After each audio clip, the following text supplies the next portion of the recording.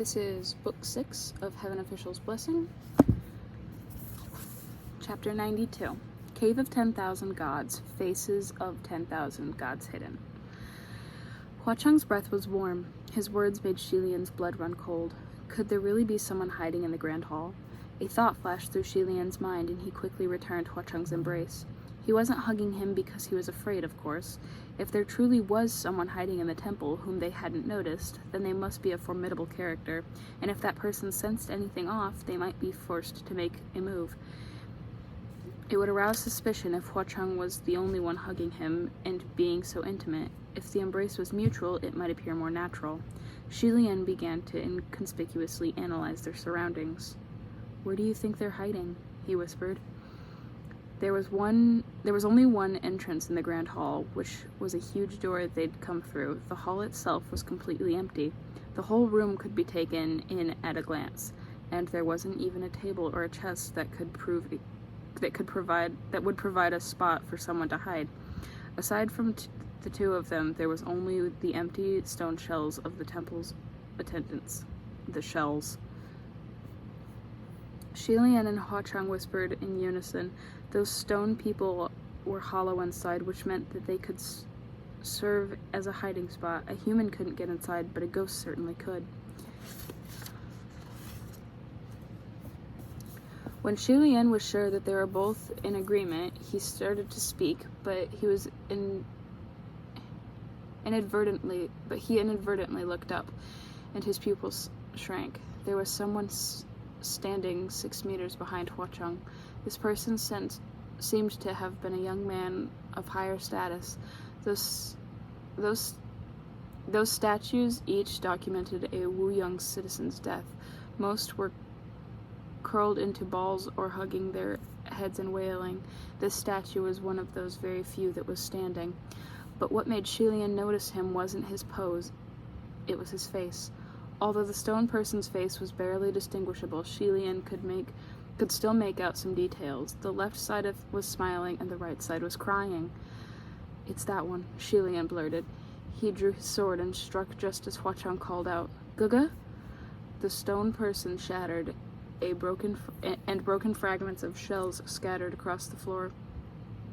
Although there was nothing inside, Shilian didn't dare drop his guard. He began turning over every single shard until Hua Cheng caught his hand. "Guga, what did you see just now?" Shilian gathered a few fragments to show him. "Sunlung, that stone person, his face, it was White No-Face's mask. It was White No-Face's mask." Hua Cheng's expression changed slightly, but still he said, "Wait a moment." He gathered and pieced together the shards. When the face was reconstructed, the two fell silent. Shilian had clearly seen a half-crying, half-smiling ghost face, but the face that Hua Cheng had reconstructed had indistinct features, no different from the other stone statues. Was it hallucination? Had he been bewitched by an illusion spell?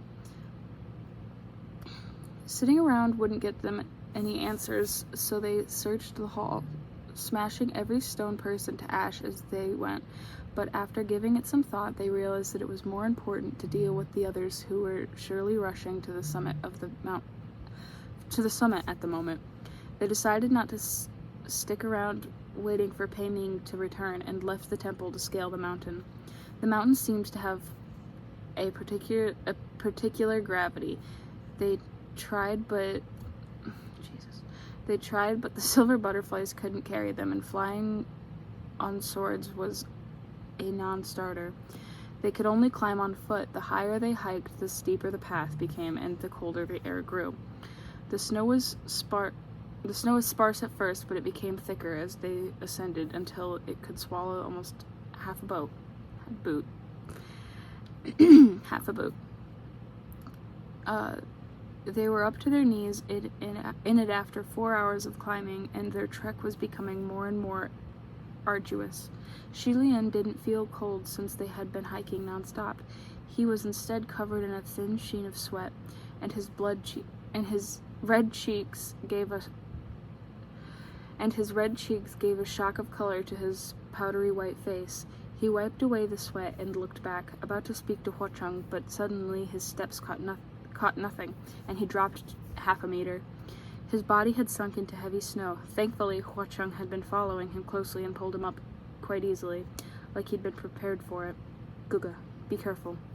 Shi Lian stood next to him and looked back at where he'd stumbled. A large section of snow had caved in, revealing a deep, dark hole that led to somewhere unknown. If Shi Lian hadn't grabbed hold of the edge in time, or if Huacheng had moved too slowly, he would have fallen in it for sure.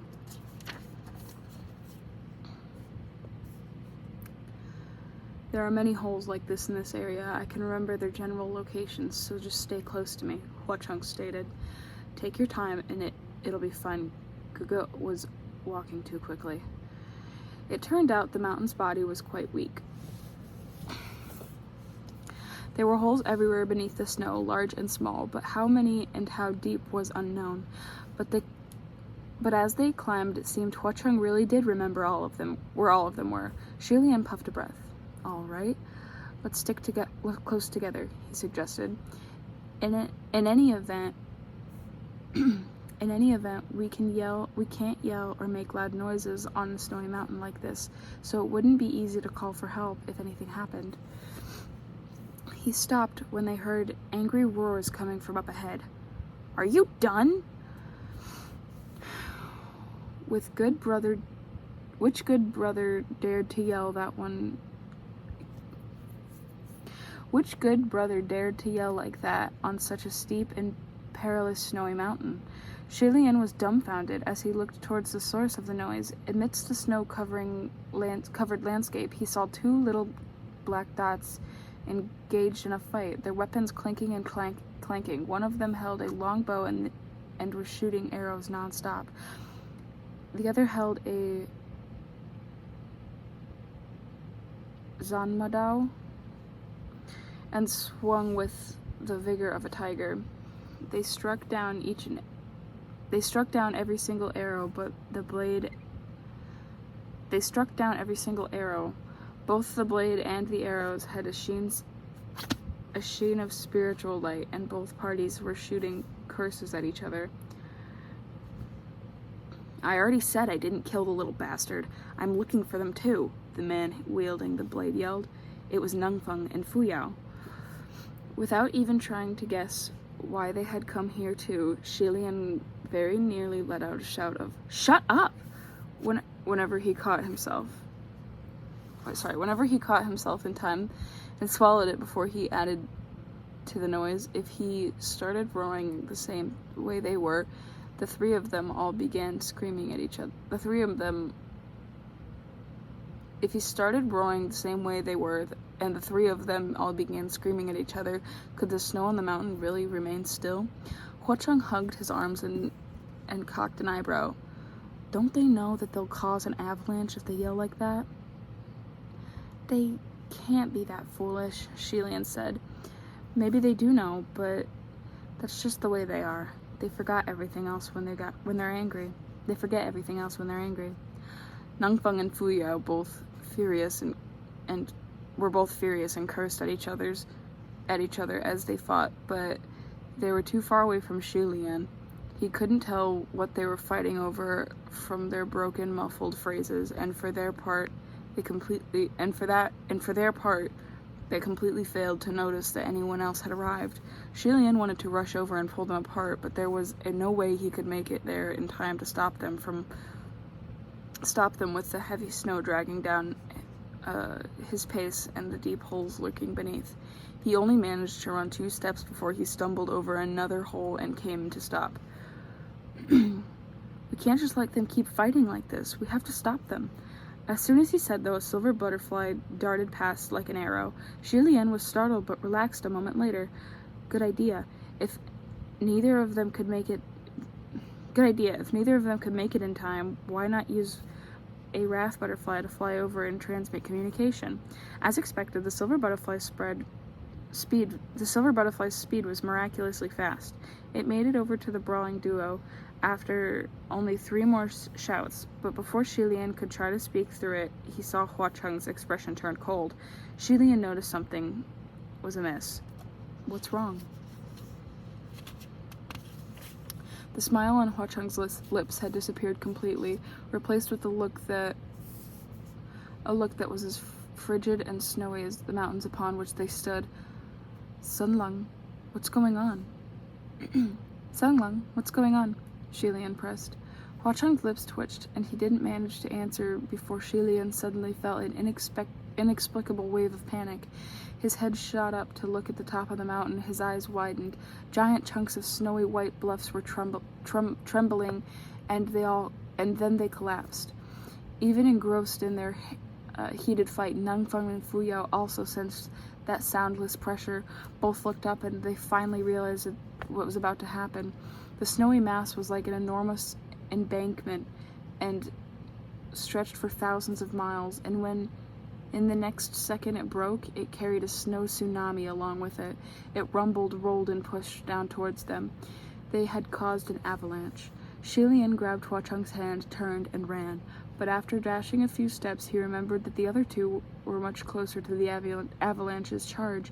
He stopped abruptly, looking back. Sure enough, they had ceased their aggression to flee together. Fu Yao didn't get very far before stumbling into a hole and sinking down more than halfway. He was buried up to his chest in snow. Although Nangfeng ran faster than him, he hesitated for a moment and looked back, seeming like he wanted to save him, but the wave of snow was already bearing down. Shi Lian released Royer the moment before they were swallowed. The white silk bandage instantly stretched far into the distance, lassoed Fu Yao and Nangfeng with sharp precision, and yanked them up. Guga, leave them. Don't bother, Hua Cheng said darkly. Shi Lian held Roya tightly, dragging the two as he ran. I can't. They might end up buried for 100 years if this goes wrong. Too late, Hua Cheng said, his voice dire. What? Shi Lian cried. He looked up at the enveloping snow bearing down overhead, coming crashing. He looked up at the enveloping snow bearing down overhead, come crashing in. Nangfeng and Fu Yao had stalled Shi Lian after all. The thick, icy wave of snow surged relentlessly and swallowed him whole, separating him from Hua Cheng. The force knocked Shi Lian everywhere, and he tumbled along with the coursing snow.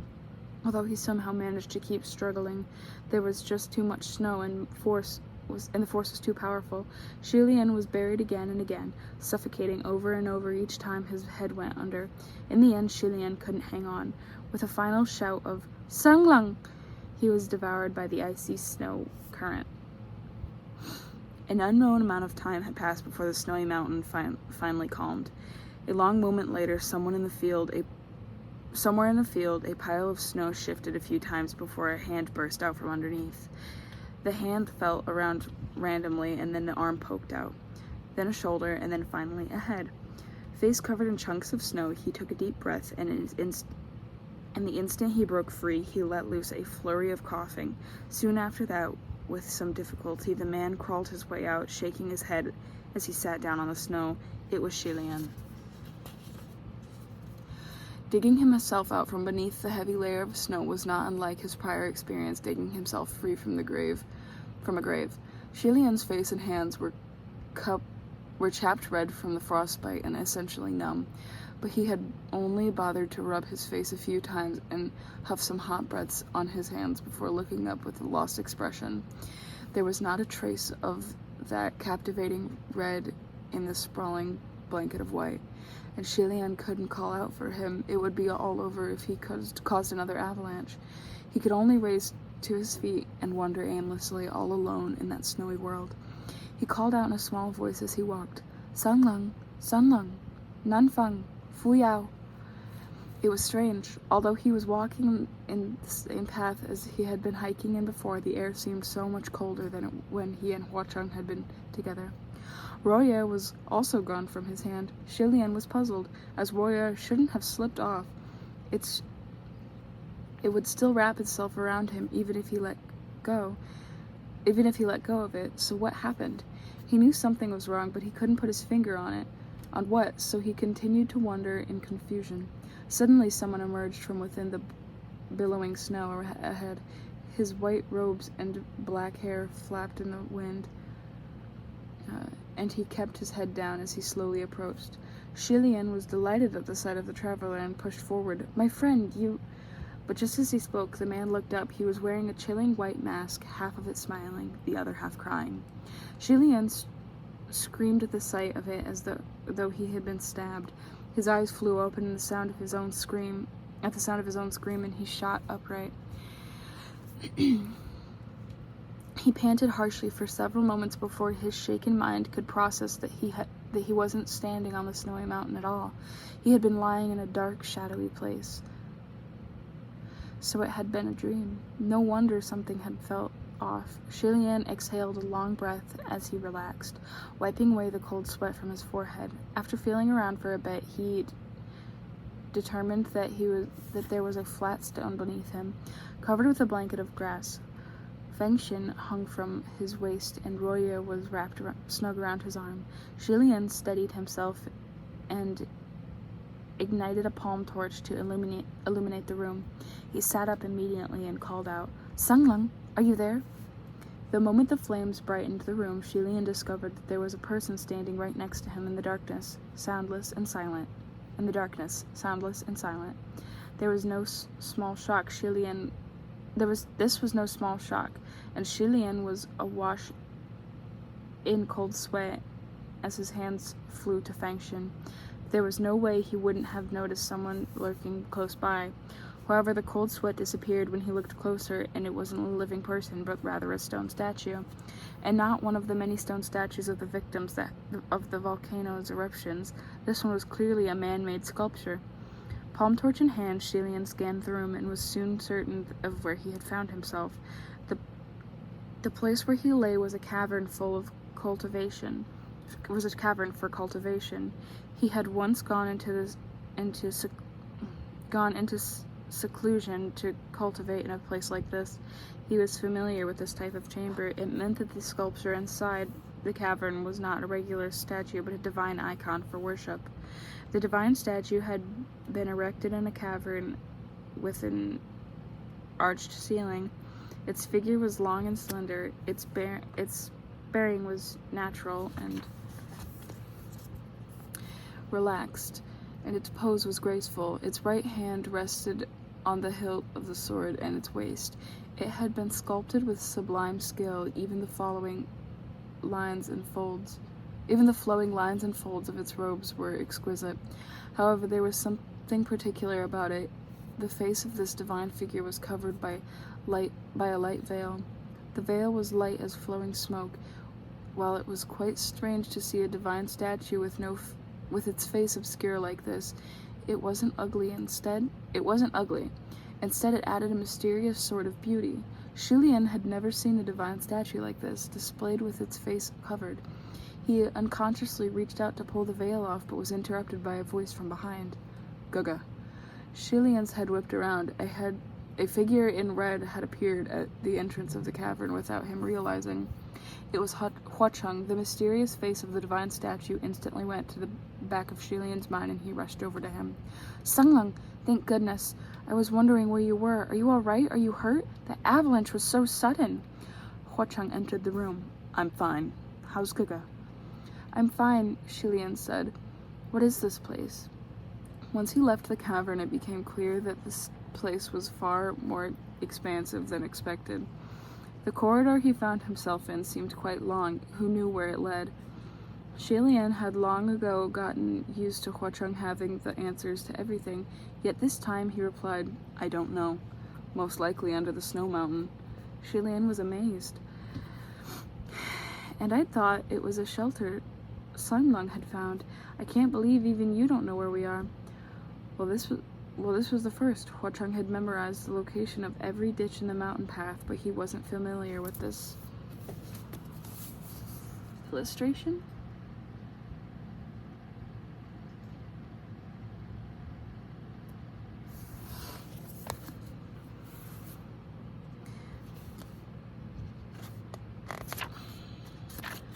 Oh my god. But he wasn't familiar with this place. The cave network clearly wasn't small, and he really never stumbled upon it before.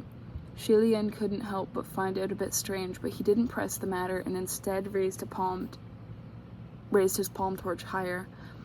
How did we get here? Hua Cheng summoned a few silver butterflies and let them flutter around the shrine to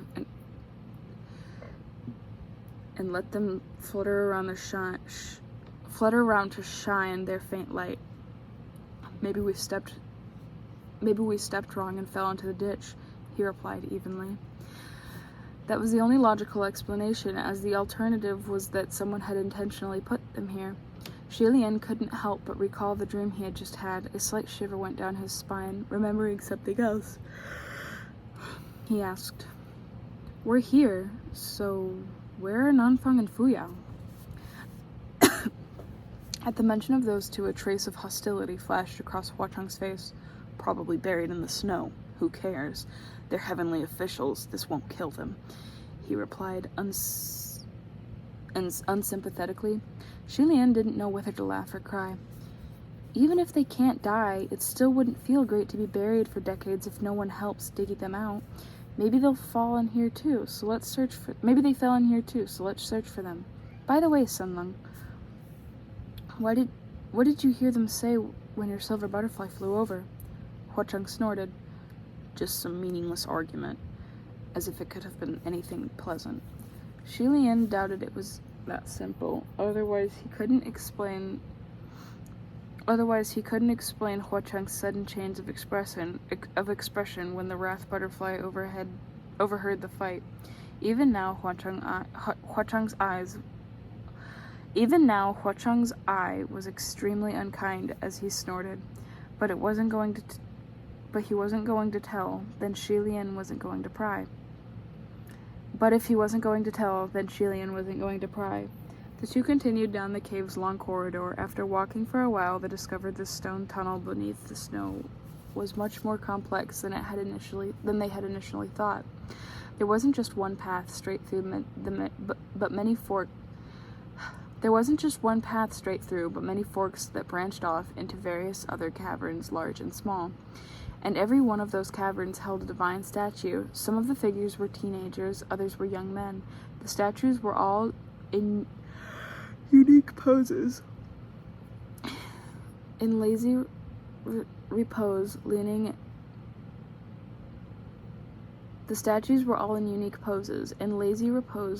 as though intoxicated, sitting poised, dancing with a sword. The clothing was also ever-changing, magnificent ceremonial robes, plain clothes, rags, half-naked, and more. The level of skill differed between sculptures as well. Some of the work was rough and unrefined, while some was so extraordinarily exquisite and detailed it was astonishing. They probably hadn't all been sculpted by the same person, but the sheer number of them and the wealth of varieties made this a spectacular sight. Shi Lian admired them as they walked, and he couldn't help but exclaim in awe. This is the cave of 10,000 gods. I wonder who chose to build one of these. This is a cave of 10,000 gods. I wonder who chose to build one in this place. They must have been an incredible devout believer. However, all the divine statues shared the same particularity. Their faces were covered by light veils. Some of the veils were large enough to cover the statue's whole body, revealing only the hem of its robes or its feet. Shi Lian really was quite curious, but wanted to pull the veil from a divine statue to see its face, but Hua Cheng spoke up behind him. Guga, I suggest you don't. Shi Lian looked back. Why not? Doesn't Sunlung want to see the statues? Doesn't Sunlung think these statues are odd?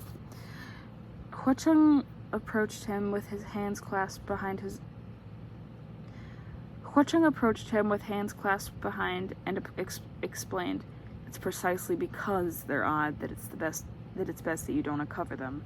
If someone covered their face, there must be a reason. Spiritual energy gathers in the head, and we can't be certain how the spiritual energy these strange statues have gathered would react if the veil is removed. Hua Cheng paused for a moment, then continued, Guga, weren't you searching for your two servants?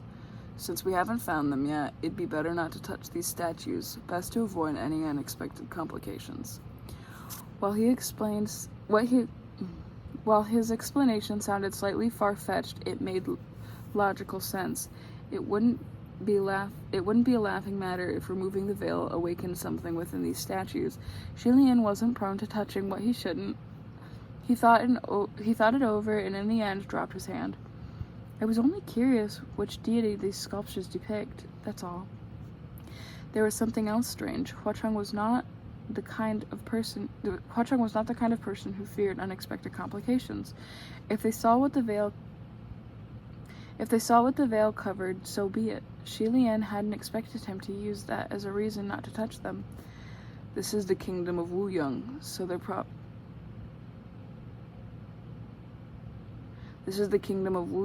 probably the crown prince of Wu Yong, Hua Cheng said dismissively. Nothing notable. Shi Lian countered, I don't think so. Oh? What do you mean by that? Oh? What do you mean? Hua Cheng asked. Shi Lian gazed at him. Judging by the murals we saw along the way, the clothing worn by the crown prince of Wu Yong and the Wu Yong people was particularly bright in color, and as the country existed 2 millennia ago, the prevailing style of dress was ancient and coarse and a little wild. The clothing on these divine statues is quite different, though. I don't think these statues have anything to do with the Grand Prince of Wu Yong. In fact, the sculpture might not have been from Wu Yong at all. Hua Cheng smiled brightly at him. Is that right? Guga really has an eye for detail. Shi Lian also smiled. No. It's simply that the style of these statues, the sculpting work, the clothes design, and the way the details, such as the flow of the dress, are handled, all looks like something from a later period, and it's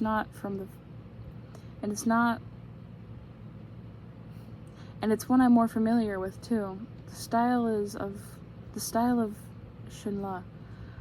Hua Cheng quirked an eyebrow. It seems Guga is also deeply gifted in this topic. Nah, it's nothing. You naturally gain a bit of knowledge after seeing a lot of something, and that includes divine statues, Shi Lian said. Although he couldn't quite put his finger on it, his instincts told him that there was something off with Hua Cheng since he had awoken.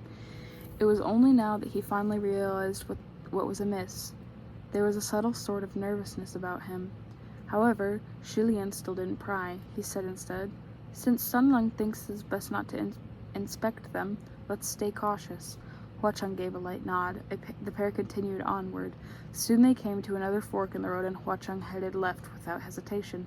Shi Lian paused and didn't follow. Hua Cheng looked back. What is it? Sun Lung's never been in this cave before, right? Shi Lian asked. Of course not. Then why are you so sure that we should go left? I'm not sure necessarily, Hua Cheng said. I'm just choosing blindly. Since you've never been in here before, how can you charge forward blindly? Shouldn't we consider which way to go more carefully? Hua Cheng smiled. We should go blindly precisely because I've never been here before. No matter how cautious we are, we know nothing about this place's layout, so we might as well bodily bet on our luck. And my luck has always been better. Although that certainly made sense, Hua Cheng had let Shi Lian choose the way when they went out. Although that certainly made sense, Hua Cheng had always let Shi Lian choose the way when they went out. It wasn't often that he took the initiative and led. Shi Lian nodded. They were just about to enter the tunnel to the left when Shi Lian hesitantly spoke up. Wait, Sun Lung, do you hear that? What? To the right, Shi Lian said. There are voices. Hua Cheng's expression changed subtly, and after listening intently for a while, he said, Guga, I think you're mistaken. There's nothing there. There is, Shi Lian insisted. Listen closely, it's a man's voice. Hua-cheng tried listening again and frowned. I really don't hear anything. Shi Lian was taken aback. Am I hallucinating again? He wondered. Your Highness, there's something fishy about this. There might be tricks afoot. Hua-cheng said. I suggest we talk after we get out. Shi Lian hesitated for a moment, but in the end he still declared, No, it might be Nunfeng and Fuyao. I must go take a look. Then he dashed off down the path while Hua-cheng called after him, Gaga, don't run off. But whoever had been shouting must have fallen into an extremely dangerous situation that allowed no delays. If Shi Lian didn't dare to be careless, he continued to rush down the right-hand path. The further he went down the tunnel, the clearer he could hear the man's angry roars. Shi Lian was delighted. It really is Nunfeng and Fuyao. Shi Lian didn't know how long he had spent hurrying through the winding tunnel, but he finally found the source of the voices in a giant cave. There was no divine statues in this cave, but instead a deep pit, and that pit was precisely where Nunfeng and Fuyao's screaming was coming from. It looked like they were both trapped at the bottom, unable to climb up, but they were still yelling passionately at each other, so their lives likely weren't in danger at the moment. It was too dark in the depths of the pit to see anything clearly. Shi Lian cupped his hands around his mouth and shouted from above, Hey, what happened to you guys? When the two in the pit heard someone up above, they instantly stopped arguing.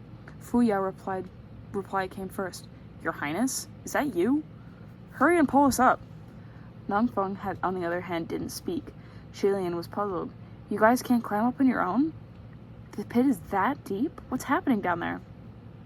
Perhaps it's because he had been fighting the entire way, but Fuyao was full of fire.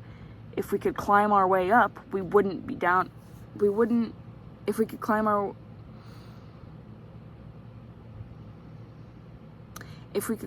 up on our own, we would have done it already. Duh.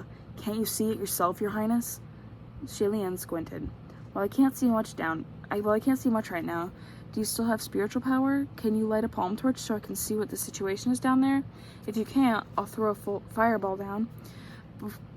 But before he could finish his sentence, the two at the bottom yelled in unison, Don't! Their voices rang with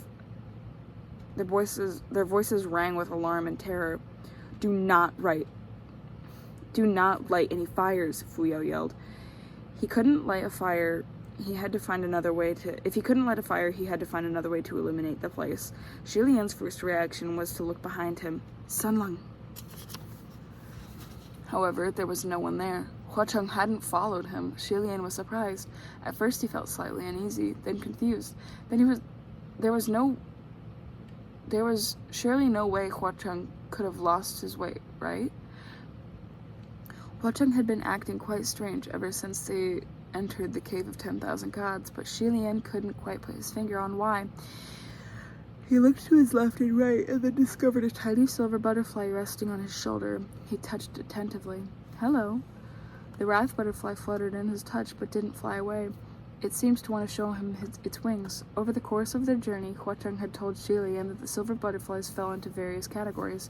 Shi Lian didn't know which category this one belonged to or what its duties were, but it could at least shine some light regardless of its purpose. Thus he asked, Can you go down there and take a look for me?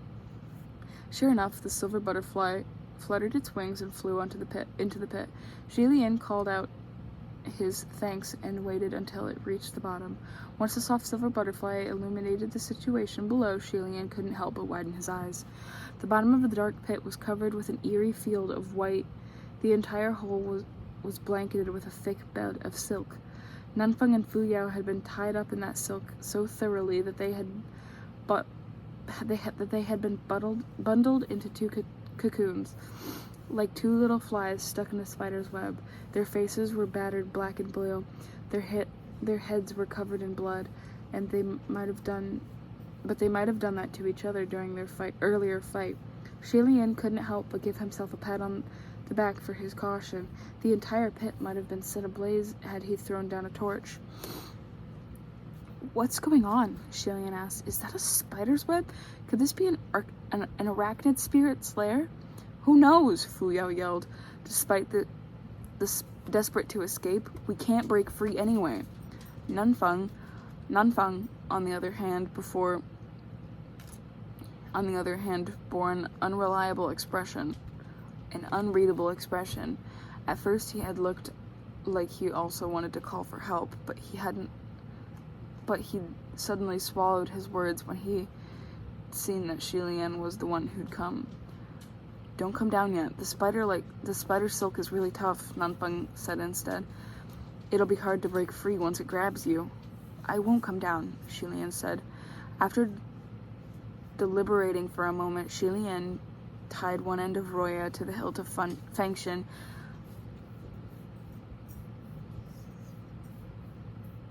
planning to lower the sword just to see if it'd work, but Roya had only crept down halfway before the web discovered it. Tendrils of silk shot upwards with violent intent at this interloper. Royer coiled away in terror, but it was too late. The webbing snagged the bandage, wrapped around it, and yanked it down, pulling Shilian as well.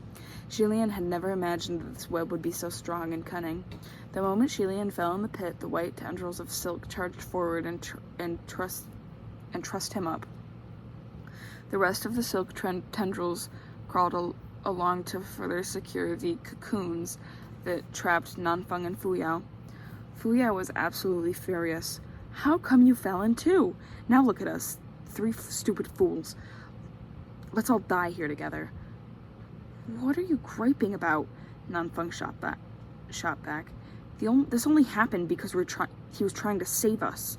Shilian, on the other hand, was tumbling about and laughing. Nanfeng and Fuyao looked at him dumbfounded.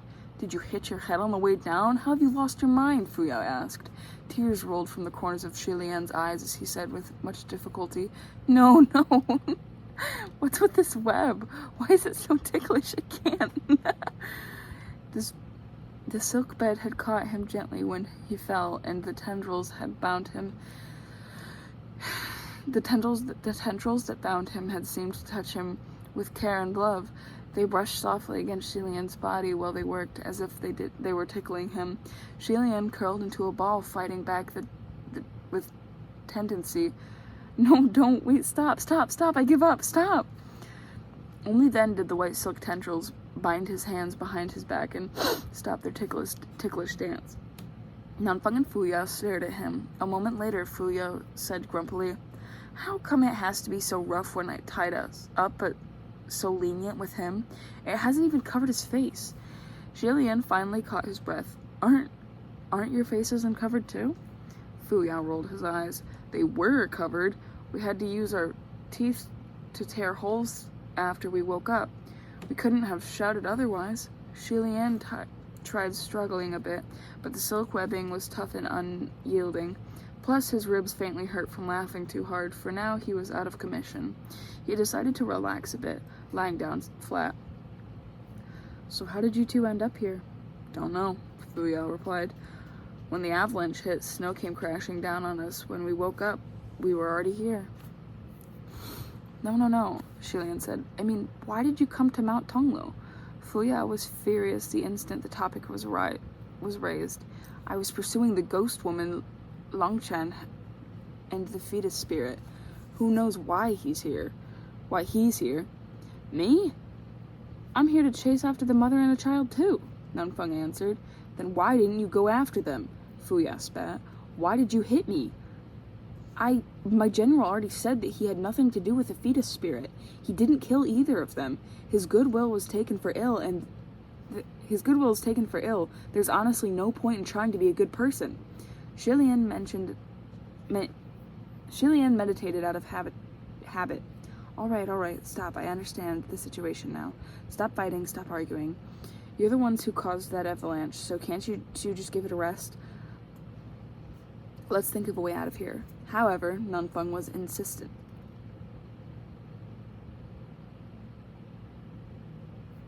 Incensed. Does your general really not realize how he usually acts? He has no right to complain if people are suspicious of him. Fu Yao glared. What did you say? I dare you to say it again. Nangfeng glared even harder. I do dare, and I will say it again. You never had goodwill for anyone. You just want to show benevolence to people you can't stand, so you can secretly feel all smug about it later. You're after your own satisfaction, and you love to watch everyone else make fools of themselves. Don't give me that goodwill taken for ill garbage, and don't you dare think that you're a good person. Genuinely good people aren't like you. You've never been one. Veins popped on Fu Yao's forehead and his lips began to twitch. You've made all that up. It's pure nonsense. You know best whether it's nonsense, as if you don't know you, Nunfeng shouted. Those veins now bulged all the way down to Fu Yao's neck. Those veins bulged all the way down Fu Yao's neck. What right do you have to lecture me? Looking down on people from high up. Careful, you might fall and break a leg. I'm better than you at everything, Nunfeng yelled. Do you think no one knows what a shitty stunt you pulled back then? The mere mention of this mysterious incident seemed to inflame Fu Yao even more, his fire fueled by shame. Yes, I admit I did it, but how much better are you than me, really? Acting like you're a model of loyalty. Didn't you ditch the boss too when we... Oh my god. Yes, I admit I did it, but I did... Oh my god. 1 minute.